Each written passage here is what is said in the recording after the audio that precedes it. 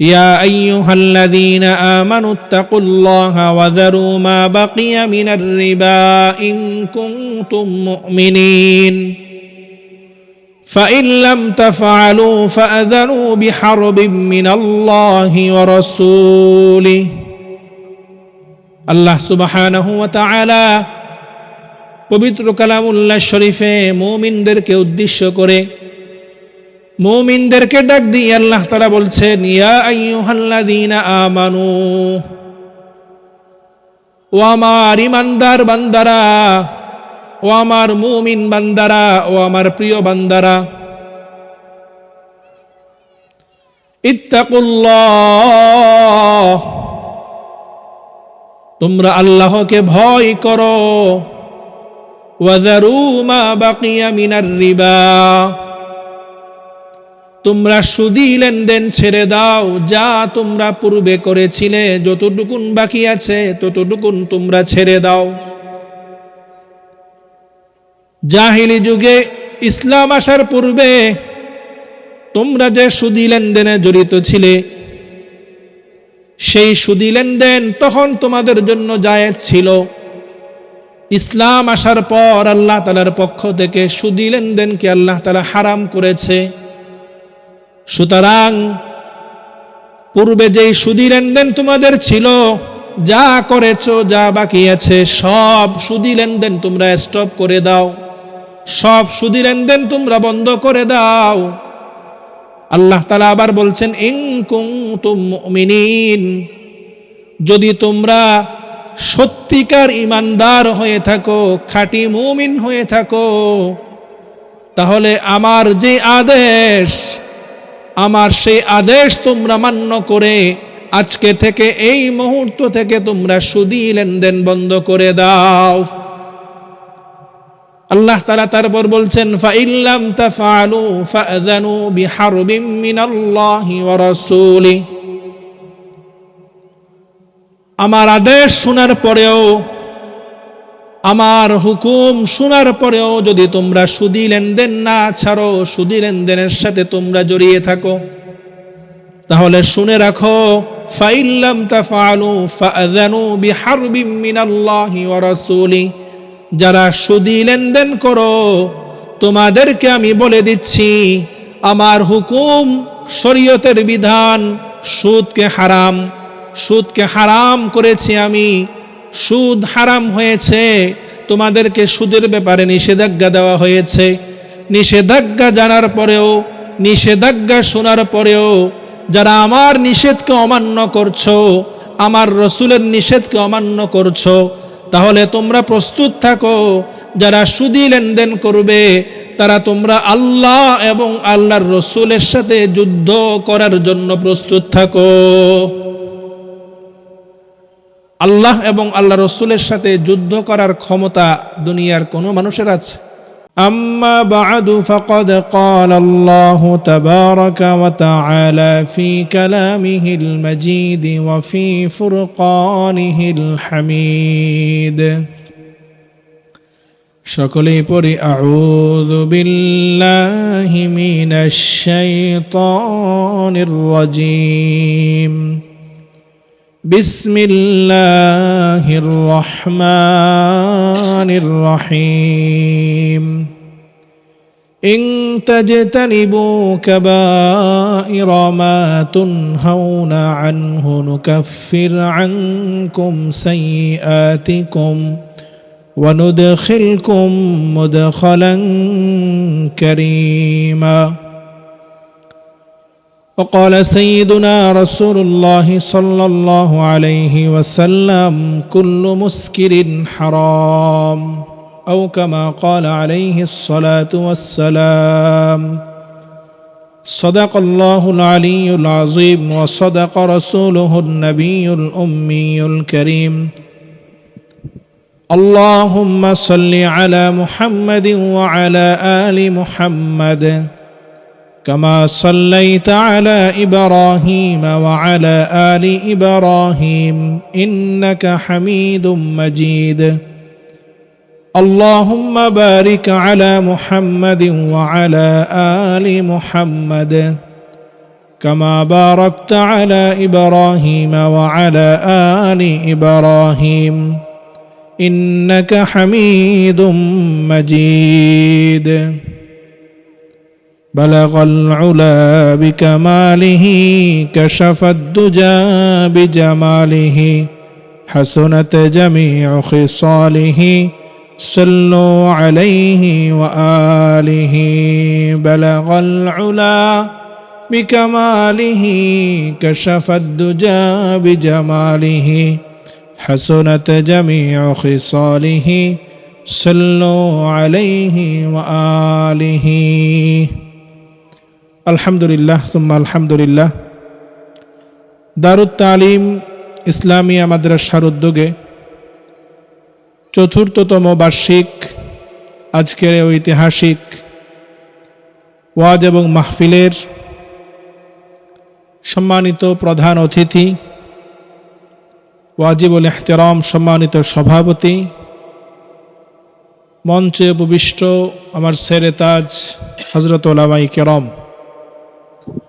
আমার সম্মুখপানে উপবিষ্ট আমার প্রাণপ্রিয় মুসলমান ভাইয়েরা, আমরা আল্লাহ তাআলার দরবারে শুকরিয়া আদায় করছি যে আল্লাহ সুবহানাহু ওয়া তাআলা আজকে মাগরিবের সালাত জামাতের সাথে আদায় করার পর আল্লাহ তাআলা আমাদেরকে দুনিয়াবি সকল কাজকর্ম থেকে ফারেক করে এই কোরআনের মাহফিলে জান্নাতি আয়োজনে আল্লাহ তাআলা আমাদেরকে উপস্থিত হওয়ার তৌফিক এনায়েত করেছেন। আমরা অন্তরের অন্তঃস্থল থেকে উচ্চ স্বরে বলি আলহামদুলিল্লাহ। অসংখ্য অগণিত দরুদ এবং সালামের হাদিয়া পেশ করছি দু জাহানের বাদশাহ রাহমাতুল লিল আলামিন জনাবে মুহাম্মাদুর রাসূলুল্লাহ সাল্লাল্লাহু আলাইহি ওয়াসাল্লামের প্রতি। দারুত তালিম আল ইসলামিয়া মাদ্রাসা কুঞ্জুসায়া সাংবাদিক সোসাইটির জন্য একটি বড় নিয়ামত। যেই মাদ্রাসাগুলোতে দিন রাত 24 ঘন্টা পবিত্র কালামুল্লাহ শরীফের তেলাওয়াত হয়, যেই মাদ্রাসাগুলোর কারণে এলাকার উপর আল্লাহ তাআলার খাস রহমত নাজিল হয়, সেই মাদ্রাসাগুলোকে এলাকাবাসীর উচিত সেই মাদ্রাসাগুলোর যে কোনো আয়োজনে সকলেই অংশগ্রহণ করা, মাদ্রাসাগুলোর পাশে দাঁড়ানো, এই মাদ্রাসাগুলো যেন টিকে থাকে সেই জন্য সর্বাত্মক সহযোগিতা করা। অত্র এলাকাবাসী আশা করি সকলেই দারুত তালিম ইসলামিয়া মাদ্রাসার প্রতি সকলেই আন্তরিক। আল্লাহ তাআলা এই মাদ্রাসাকে কিয়ামত পর্যন্ত এই দ্বীনের মার্কাজ হিসাবে আল্লাহ তাআলা কবুল করুন। আল্লাহ তাআলা অত্র এলাকাবাসী সকলকে এই মাদ্রাসার সাথে উলামায়ে কেরামের সাথে মুহাব্বত রাখার আল্লাহ তাআলা সকলকে তৌফিক দান করুন। আজকের এই মাহফিলে অনেক কিবারে উলামা, মুফাসসিরে কোরআন, মুফতিয়ানে কিরাম, বিজ্ঞ উলামায়ে কেরাম আজকে তাশরীফ আনবেন। তিনারা কোরআন সুন্নাহ থেকে গুরুত্বপূর্ণ তাকরীর নসিহত আমাদের উদ্দেশ্যে পেশ করবেন। অত্র মাদ্রাসার সম্মানিত মহাপরিচালক আমার ভাই বন্ধু, তিনার দাওয়াতে আমি অধম আপনাদের সামনে উপস্থিত হয়েছি। অল্প সময় আপনাদেরকে সাথে নিয়ে কোরআন সুন্নাহ থেকে কিছু মুযাকারা করব, যদি আল্লাহ তাআলা তৌফিক দান করেন ইনশাআল্লাহ। মুহতারাম হাজিরিন, আল্লাহ সুবহানাহু ওয়া তাআলা আমাদেরকে এই পৃথিবীতে পাঠিয়েছেন। এমন একটি সময় আসবে যখন আমরা কেউ এই পৃথিবীতে থাকব না। এমন একটি সময় ছিল যখন এই পৃথিবীতে আমরা কেউ ছিলাম না, আমাদের কোনো অস্তিত্ব ছিল না। আল্লাহ সুবহানাহু ওয়া তাআলা এই ক্ষণস্থায়ী জীবনে আমাদেরকে যার জন্য যতটুকুন হায়াত বাজেট করেছেন, নির্ধারিত হায়াত শেষ হওয়ার পর আমাদের সকলকেই মৃত্যুবরণ করতে হবে। পৃথিবীতে যত ধর্ম, যত বর্ণ, যত দল, যত মত, সকলের মধ্যে বিভিন্ন বিষয় নিয়ে অনেক রকমের মত পার্থক্য রয়েছে, কিন্তু একটি বিষয়ে সকলেই একমত যে আমাদের সকলকেই মৃত্যুর স্বাদ গ্রহণ করতে হবে।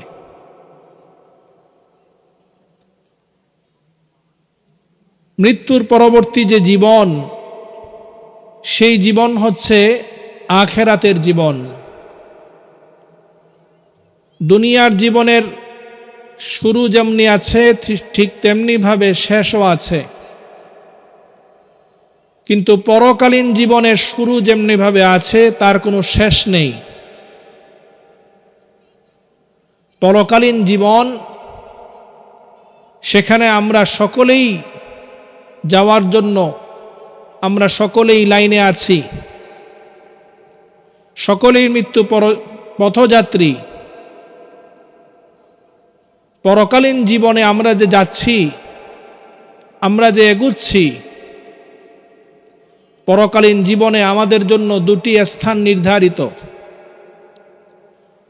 দুনিয়ার ক্ষণস্থায়ী জীবনে কেউ আমরা বিল্ডিংয়ে থাকি, কেউ বা বাসতলায় গাছতলায় থাকি, কিন্তু পরকালীন জীবনে আমাদের জন্য দুটি স্থান নির্ধারিত বসবাসের জন্যে। দুটি স্থান থেকে যে কোনো একটি স্থানে আমাদেরকে যেতে হবে, এর বাইরে তৃতীয় কোনো অপশন নেই। একটি হলো জান্নাত, আরেকটি হলো জাহান্নাম।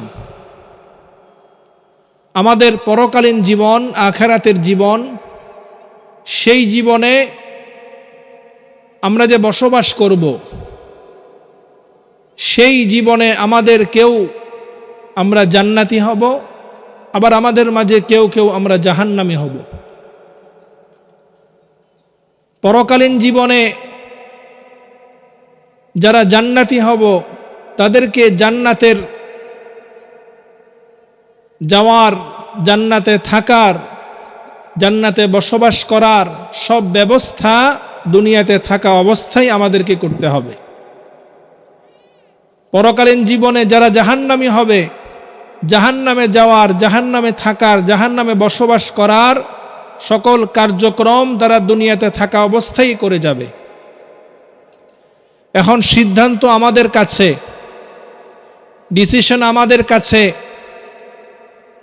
আমরা পরকালীন জীবনে কে কোথায় যেতে চাই? আমরা কি জান্নাতে যেতে চাই নাকি জাহান্নামী হতে চাই? আমি আশা করি এই মজলিসে যারা উপস্থিত আছি, যারা আমার কথা শুনছেন, সকলেই এক বাক্যে আমরা বলবো যে আমরা সবাই জান্নাতি হতে চাই, ঠিক কিনা? জান্নাতি হতে চাই না এমন কোনো মানুষ পৃথিবীতে পাওয়া যাবে না। সকল মানুষ আমরা জান্নাতি হতে চাই।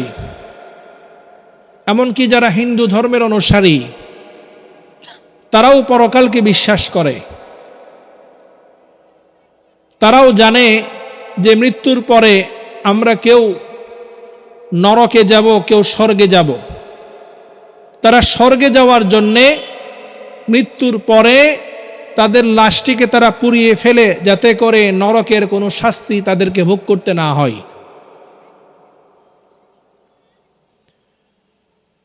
মুসলমান হিসাবে আমাদের বিশ্বাস, আমাদের আকীদা যে মৃত্যুর পরবর্তী জীবন সেটি আল্লাহ তাআলা আমাদের জন্য হয় জান্নাত অথবা জাহান্নাম, এই দুটি স্থান থেকে যে কোনো একটি স্থান আল্লাহ তাআলা আমাদের জন্য নির্ধারণ করেছেন। মৃত্যুর পরবর্তী সময়ে আমাদের লাশকে পুড়িয়ে ফেললে আমরা জাহান্নাম থেকে বাঁচতে পারবো, সেটা আমাদের বিশ্বাস নয়। জান্নাতি যদি আমরা হতে চাই, জান্নাতে যাওয়ার জন্যে শুধুমাত্র চাইলেই হবে না, শুধুমাত্র বললেই হবে না, জান্নাতে যাওয়ার জন্য আমাদেরকে কিছু কাজ করতে হবে। জান্নাতে যাওয়ার জন্য আমাদেরকে কিছু আমল করতে হবে। জান্নাতে যাওয়ার জন্যে আমাদের জন্য সবচাইতে যেই বড় বাধা রয়েছে, জান্নাতে যাওয়ার পথে আমাদের জন্য সবচাইতে যে বড় বাধা, সেই বাধা হচ্ছে আমরা জান্নাত থেকে অনেকেই বঞ্চিত হব আমাদের গুনাহের কারণে। জান্নাতে যাওয়ার জন্যে যেমনিভাবে আল্লাহর হুকুম নামাজ পড়তে হবে, ঠিক তেমনিভাবে আল্লাহর হুকুম গুনাহ ছাড়তে হবে। জান্নাতে যাওয়ার জন্য আমি নামাজ পড়লাম, কিন্তু নামাজ শেষ হওয়ার পরে আমি সুদি লেনদেনে জড়িত হয়ে গেলাম। জান্নাতে যাওয়ার জন্যে আমি হজ করলাম, হজ করার পরে এসে আমি ঘুষের সাথে জড়িত হয়ে গেলাম। জান্নাতে যাওয়ার জন্য আমি রোজা রাখলাম, আবার পাশাপাশি আমি মানুষের সম্পদ আত্মসাৎ করলাম। জান্নাতে যাওয়ার জন্য আমি নেক আমল করলাম, পাশাপাশি আমি মদ জুয়ার সাথে সম্পৃক্ত হয়ে গেলাম। তাহলে সেই আমল দ্বারা আমরা জান্নাতের আশা করতে পারি না। জান্নাতে যাওয়ার জন্যে যেমনিভাবে আমাদেরকে আল্লাহর হুকুম নামাজ পড়তে হবে, হজ ফরজ হলে হজ করতে হবে, রমজানের রোজা ফরজের সময় রমজানের রোজা রাখতে হবে, ঠিক তেমনিভাবে আল্লাহর হুকুম আমাদেরকে সকল প্রকারের হারাম থেকে, গুনাহ থেকে আমাদেরকে বেঁচে থাকতে হবে। জান্নাতে যাওয়ার বড় বাধা হচ্ছে আমাদের জন্য এই গুনাহ, অপরাধ। শয়তান আল্লাহ তাআলার সাথে চ্যালেঞ্জ করেছে যে আমি আপনার বান্দাদেরকে কুমন্ত্রণা দিয়ে তাদেরকে আমি গুনাহের সাথে জড়িত করব, আপনার নাফরমানির সাথে জড়িত করব, তাদেরকে আমি জাহান্নামে নিয়ে যাব। আমাদের সবচাইতে বড় দুশমন শয়তান আমাদের পিছনে সবসময় লাগা আছে, আমাদেরকে কিভাবে সে জাহান্নামের দিকে নিয়ে যাবে। শয়তানের প্ররোচনায় পড়ে, নফসের ধোঁকায় পড়ে আমরা প্রত্যেকটি মানুষ যারা জান্নাতি হওয়ার আশা করছি, তারা গুনাহ করে করে জাহান্নামের দিকে ধাবিত হচ্ছে। যত গুনাহ আমরা করি, যত অপরাধ আমরা করি, আমাদের গুনাহগুলো স্বাভাবিকভাবে দুই প্রকার। এক প্রকারের গুনাহ হচ্ছে গুনাহে কবিরা, বড় গুনাহ, কবিরা গুনাহ। আরেকটা হচ্ছে গুনাহে সগীরা, যেটা ছোট গুনাহ। এই বড় গুনাহ এবং ছোট গুনাহ, এই দুটি বিষয় আমাদেরকে বুঝতে হবে। কবিরা গুনাহ কাকে বলে? যেই গুনাহ শরীয়তের মধ্যে সম্পূর্ণভাবে হারাম করা হয়েছে। সকল হারাম কাজ সবগুলো হচ্ছে কবিরা গুনাহ। যেই গুনার ব্যাপারে আল্লাহ এবং আল্লাহর রসুলের লানতের কথা এসেছে, অভিশাপের কথা এসেছে, যেই গুনাহের ব্যাপারে জাহান্নামের শাস্তির ওয়াইদ এসেছে, ধমক এসেছে, যেই গুনাহের ব্যাপারে আল্লাহ এবং আল্লাহ রসুলের লানত, যেই গুনাহের ব্যাপারে জাহান্নামের ওয়াইদ, এই গুনাহগুলো সবগুলা হচ্ছে কবিরা গুনাহ। সগীরা গুনাহ যেগুলো ছোট গুনাহ, যেই সকল গুনাহের ব্যাপারে আল্লাহ এবং আল্লাহ রসুলের লানত নেই, যেই সকল গুনাহ এর মাধ্যমে, যেই সকল গুনাহগুলো আল্লাহ তাআলা নেক আমলের কারণে ক্ষমা করে দেন, যেই সকল গুনাহগুলো আল্লাহ তাআলা কবিরা গুনাহ থেকে বাঁচার কারণে ক্ষমা করে দেন, সেগুলো হচ্ছে সগীরা গুনাহ। সগীরা গুনাহ আল্লাহ তাআলা তাওবা ছাড়া আল্লাহ চাইলে ক্ষমা করে দিবেন, কিন্তু কবিরা গুনাহ আল্লাহ তাআলা তাওবা ছাড়া ক্ষমা করবেন না। আল্লাহ সুবহানাহু ওয়া তাআলা পবিত্র কোরআনুল কারীমে ইরশাদ করছেন, ইন তাজতানিবু কাবাইরা মা তুনহাউনা আনহু নুকাফির আনকুম সাইয়্যাতিকুম ওয়া নুদখিলকুম মুদখালান কারীমা। আল্লাহ তাআলা বলছেন, ইন তাজতানিবু, তোমরা যদি বেঁচে থাকতে পারো, কাবাইরা, কবিরা গুনাহ সমূহ থেকে,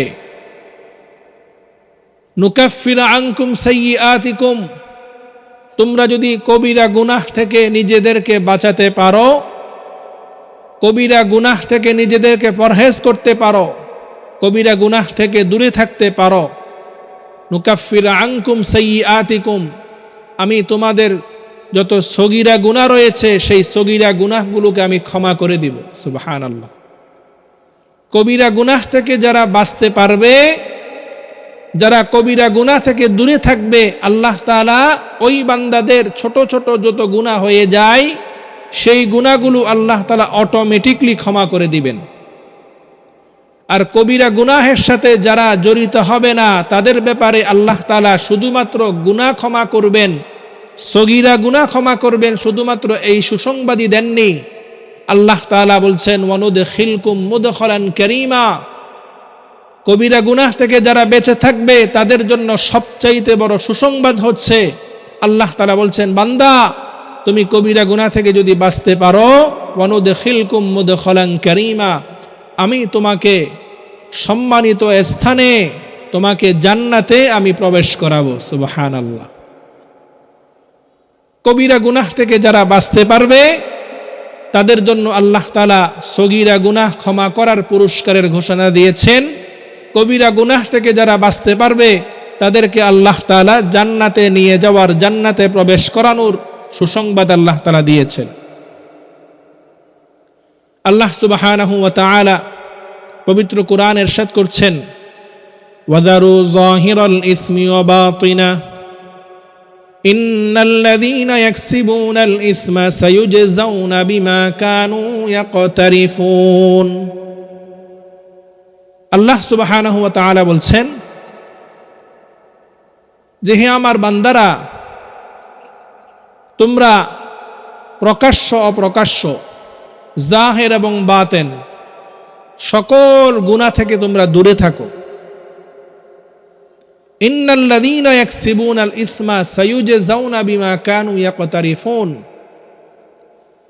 যারা প্রকাশ্য অপ্রকাশ্য, জাহিরি বাতিনি সকল গুনাহের সাথে যারা জর্জরিত, যারা গুনাহ করে যাচ্ছে, সায়ুজজাউনা বিমা কানু ইয়াকতারিফুন, তারা যে গুনাহ করে যাচ্ছে সেই গুনাহের শাস্তি, সেই গুনাহের প্রতিদান আল্লাহ তাআলা অতি সত্বর তাদেরকে দান করবেন। আল্লাহ তাআলা কোরআনুল কারীমের অন্য আয়াতে বলছেন, বালা মান কাসাবা সাইয়্যাতাও ওয়া আহাতাত বিহি খাতিআতুহু ফাউলাইকা আসহাবুন নার হুম ফিহা খালিদুন। আল্লাহ তাআলা বলছেন, যে ব্যক্তি গুনাহের কাজ করে, ওয়া আহাতাত বিহি খাতিআতু, গুনাহ করার পর সেই গুনাহের মধ্যে সে নিমজ্জিত হয়ে যায়, সেই গুনাহের মধ্যে সে ডুবে যায়, গুনাহ তাকে বেষ্টন করে ফেলে, যে গুনাহ থেকে বাঁচতে পারে না, আল্লাহ তাআলা বলছেন, ফাউলাইকা আসহাবুন নার, যারা গুনাহের সাগরে ডুবে আছে তাদেরকে আল্লাহ সুবহানাহু ওয়া তাআলা বলছেন তারা হলো জাহান্নামী, তারা হলো জাহান্নামের অধিবাসী। হুম ফিহা খালিদুন, আল্লাহ তাআলা বলছেন যারা গুনাহ থেকে বাঁচতে পারছে না, গুনাহের সাগরে ডুবে আছে, আল্লাহ তাআলা বলছেন তারা জাহান্নামে চিরস্থায়ীভাবে বসবাস করবে। মুহতারাম হাজিরিন, আল্লাহ সুবহানাহু ওয়া তাআলা পবিত্র কোরআনে আমাদেরকে স্পষ্টভাবে আল্লাহ তাআলা মেসেজ দিয়ে দিয়েছেন যে আমরা যদি গুনাহের সাথে জড়িত থাকি, গুনাহের মধ্যে ডুবে যাই, গুনাহ থেকে নিজেদেরকে বাঁচাতে না পারি, তাহলে আমাদের স্থান হবে কোথায়? জাহান্নাম।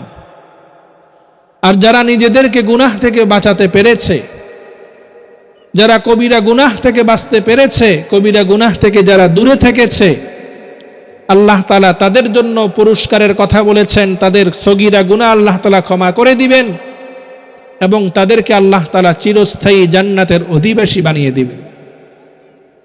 এবার সিদ্ধান্ত আমাদের, আমরা যারা জান্নাতে যেতে চাই, জাহান্নাম থেকে যারা বাঁচতে চাই, আমাদের হাতে সিদ্ধান্ত, আমরা ডিসিশন নিব যে আমরা কবিরা গুনাহের সাথে লিপ্ত থাকব কি না। যদি কবিরা গুনাহের সাথে আমরা লিপ্ত থাকি তাহলে আমি নিজেই জাহান্নামের দিকে নিয়ে যাচ্ছি। আর যদি আমি কবিরা গুনাহ থেকে নিজেকে বাঁচাতে পারি তাহলে আমরা জান্নাতি হওয়ার আশা রাখতে পারি। আল্লাহ তাআলার কাছে দোয়া করি, আল্লাহ তাআলা যেন আমাদেরকে মৃত্যু পর্যন্ত, যতদিন আল্লাহ তাআলা হায়াত দিয়েছেন, আল্লাহ তাআলা যেন আমাদেরকে মৃত্যু পর্যন্ত কবিরা গুনাহ থেকে আমাদের সকলকে বেঁচে থাকার তৌফিক দান করেন। সকলে বলি আমিন। মুহতারাম হাজরিন, বর্তমান সময়ে যেই সকল কবিরা গুনাহগুলো সমাজের মধ্যে সবচাইতে বেশি ভয়ঙ্কর রূপ ধারণ করেছে, কবিরা গুনাহ তো অনেক। আল্লামা যাহাবী রাহিমাহুল্লাহ তিনি কবিরা গুনাহ সম্পর্কে একটি কিতাব লিখেছেন, সেখানে তিনি প্রায় 100টি কবিরা গুনাহের কথা উল্লেখ করেছেন। অনেকগুলো কবিরা গুনাহের মধ্যে যেই গুনাহগুলো আমাদের সমাজের মধ্যে সবচাইতে বেশি প্রচলিত, যেটা বর্তমান সমাজে আমরা সচরাচর বেশি করি, সেই কবিরা গুনাহের মধ্যে একটি কবিরা গুনাহের নাম হচ্ছে সুদি লেনদেন করা। কি করা? সুদি লেনদেন করা। বর্তমান সমাজে, বর্তমান সময়ে এই সুদি লেনদেন এমন ব্যাপক হারে আমরা করে যাচ্ছি যেটা সম্পূর্ণ হারাম, কিন্তু আমরা হালাল মনে করে এই সুদি লেনদেন করে যাচ্ছি। সুদি লেনদেনকে আল্লাহ তাআলা হারাম করেছেন, আল্লাহ তাআলা ব্যবসাকে হালাল করেছেন।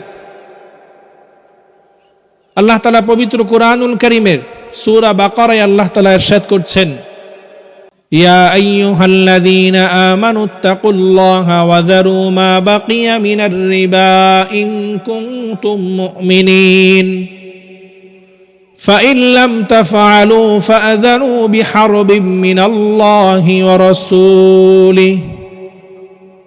আল্লাহ সুবহানাহু ওয়া তাআলা পবিত্র কালামুল্লাহ শরীফে মুমিনদেরকে উদ্দেশ্য করে, মুমিনদেরকে ডাক দিয়ে আল্লাহ তাআলা বলছেন, ইয়া আইয়ুহাল্লাযীনা আমানু, ও আমার ঈমানদার বান্দারা, ও আমার মুমিন বান্দারা, ও আমার প্রিয় বান্দারা, ইত্তাকুল্লাহ, তোমরা আল্লাহকে ভয় করো, ওয়া যারু মা বাকিয়া মিনার রিবা, তোমরা সুদি লেনদেন ছেড়ে দাও, যা তোমরা পূর্বে করেছিলে, যতটুকুন বাকি আছে ততটুকুন তোমরা ছেড়ে দাও। জাহিলি যুগে, ইসলাম আসার পূর্বে তোমরা যে সুদি লেনদেনে জড়িত ছিলে, সেই সুদি লেনদেন তখন তোমাদের জন্য জায়েজ ছিল। ইসলাম আসার পর আল্লাহ তাআলার পক্ষ থেকে সুদি লেনদেনকে আল্লাহ তাআলা হারাম করেছে। সুতরাং পূর্বে যেই সুদি লেনদেন তোমাদের ছিল, যা করেছো, যা বাকি আছে, সব সুদি লেনদেন তোমরা স্টপ করে দাও, সব সুদি লেনদেন তোমরা বন্ধ করে দাও। আল্লাহ তাআলা আবার বলছেন, ইন কুনতুম মুমিনিন, যদি তোমরা সত্যিকার ঈমানদার হয়ে থাকো, খাঁটি মুমিন হয়ে থাকো, তাহলে আমার যে আদেশ, আমার সেই আদেশ তোমরা মান্য করে আজকে থেকে, এই মুহূর্ত থেকে তোমরা সুদি লেনদেন বন্ধ করে দাও। আল্লাহ তাআলা তারপর বলছেন, ফাইল্লাম তাফআলু ফাআযানু বিহারবিম মিনাল্লাহি ওয়া রাসূলিহি, আমার আদেশ শোনার পরেও, আমার হুকুম শোনার পরেও যদি তোমরা সুদি লেনদেন না ছাড়ো, সুদি লেনদেনের সাথে তোমরা জড়িয়ে থাকো, তাহলে শুনে রাখো, ফাইল্লাম তাফআলু ফাআযানু বিহারবিম মিনাল্লাহি ওয়া রাসূলি, যারা সুদী লেনদেন করো তোমাদেরকে আমি বলে দিচ্ছি আমার হুকুম, শরীয়তের বিধান, সুদকে হারাম করেছি আমি। সুদ হারাম হয়েছে, তোমাদেরকে সুদের ব্যাপারে নিষেধাজ্ঞা দেওয়া হয়েছে। নিষেধাজ্ঞা জানার পরেও, নিষেধাজ্ঞা শোনার পরেও যারা আমার নিষেধকে অমান্য করছো, আমার রসুলের নিষেধকে অমান্য করছো, তাহলে তোমরা প্রস্তুত থাকো, যারা সুদী লেনদেন করবে তারা তোমরা আল্লাহ এবং আল্লাহর রসুলের সাথে যুদ্ধ করার জন্য প্রস্তুত থাকো। আল্লাহ এবং আল্লাহ রসুলের সাথে যুদ্ধ করার ক্ষমতা দুনিয়ার কোনো মানুষের আছে? সারা পৃথিবীর সকল মানুষ মিলে যদি আল্লাহ এবং আল্লাহ রসুলের সাথে যুদ্ধ ঘোষণা করে, তাহলে সকল মানুষ মিলে কি যুদ্ধে জয়ী হতে পারবে? কত মারাত্মক ভয়াবহ আল্লাহ তাআলা কথা বলছেন, যারা সুদী লেনদেন করো তোমরা আল্লাহ এবং আল্লাহ রসুলের সাথে যুদ্ধ করার জন্য প্রস্তুতি গ্রহণ করো। রাসূল আকরাম সাল্লাল্লাহু আলাইহি ওয়াসাল্লাম ইরশাদ করেছেন, যারা সুদের লেনদেনের সাথে জড়িত, সুদের লেনদেন এটা এমন একটি মারাত্মক কবিরা গুনাহ, এমন একটি হারাম কাজ যে সুদের লেনদেন যারা করে, সুদ এমন একটি কবিরা গুনাহ যে একটি গুনাহ করবে, একটি গুনাহ সে করবে, একটি গুনাহের কারণে তার আমলনামার মধ্যে 70টি গুনাহ তার আমলনামার মধ্যে লিপিবদ্ধ হবে। একটা গুনাহের কারণে কয়টা গুনার ভাগীদার হবে? 70টি গুনার ভাগীদার হবে।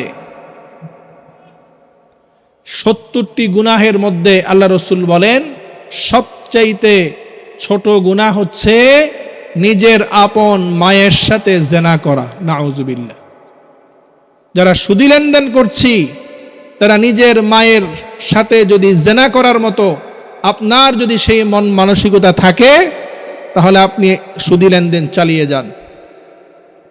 যারা সুদী লেনদেন করবে তাদের জন্য জান্নাতে কোনো স্থান নেই। যারা সুদী লেনদেন করে তাদের ব্যাপারে আল্লাহ রসুলের লানত, আল্লাহ রসুলের অভিশাপ। আল্লাহ রসুল সাল্লাল্লাহু আলাইহি ওয়াসাল্লাম অভিশাপ করেছেন যে সুদী লেনদেন করবে, যে সুদ খাবে, যে সুদ দিবে, যে সুদের সাক্ষী দিবে, তাদের সকলের উপর আল্লাহ রসুলের লানত। যে সুদী লেনদেন লেখালেখি করবে তাদের উপর আল্লাহ রসুলের লানত। আল্লাহ এবং আল্লাহ রসুলের সাথে যদি যুদ্ধ করার মতো সেই হিম্মত সাহস থাকে, তাহলে আপনারা সুদী লেনদেন চালিয়ে যান। আল্লাহ এবং আল্লাহ রসুলের অভিশাপ নিয়ে যদি জান্নাতে যাওয়া আপনার জন্য মনে করেন যে আপনি জান্নাতে যেতে পারবেন, তাহলে আপনি সুদী লেনদেন চালিয়ে যান। আর যদি মনে হয় যে সুদী লেনদেন করে আমি আল্লাহ এবং আল্লাহ রসুলের সাথে যুদ্ধ করার মতো সেই সাহস আমার নেই, সুদী লেনদেন করা মানে নিজের মায়ের সাথে জেনা করা, সেই মন মানসিকতা আমার নেই, সুদী লেনদেন করে আমি নিজেকে জাহান্নামী বানাবো না, আজকে থেকে সকলেই তাওবা করি, সকলেই ইরাদা করি আমরা আর সুদী লেনদেন করব না ইনশাআল্লাহ। আল্লাহ তাআলা আমাদের সকলকে সুদ সহ সকল প্রকারের হারাম থেকে বেঁচে থাকার তৌফিক দান করুন। সকলে বলি আমিন। মুহতারাম হাজিরিন, আমি আর আলোচনা দীর্ঘায়িত করব না। আমাকে সীতাকুণ্ড যেতে হবে, সেখানে আমার আর একটি মাহফিল আছে। তাই আজকের জন্য আমি আপনাদের কাছে বিদায় নিচ্ছি। সকলের কাছে দোয়া চাচ্ছি, যেই কথাগুলো আলোচনা করলাম, যা বললাম, যা শুনলাম, আল্লাহ তাআলা সর্বপ্রথম আমাকে এবং আমাদের সকলকে আমল করার তৌফিক দান করুক। আমরা সকলেই যেন একসাথে আমরা যেন জান্নাতি হতে পারি, আমরা সকলেই যেন একসাথে জান্নাতে বসবাস করতে পারি। আল্লাহ তাআলা আমাদের সকলকে কবুল করুন। ওয়া আখিরু দাওয়ানা আনিল হামদুলিল্লাহি রাব্বিল আলামিন। আসসালামু আলাইকুম ওয়া রাহমাতুল্লাহি ওয়া বারাকাতুহু।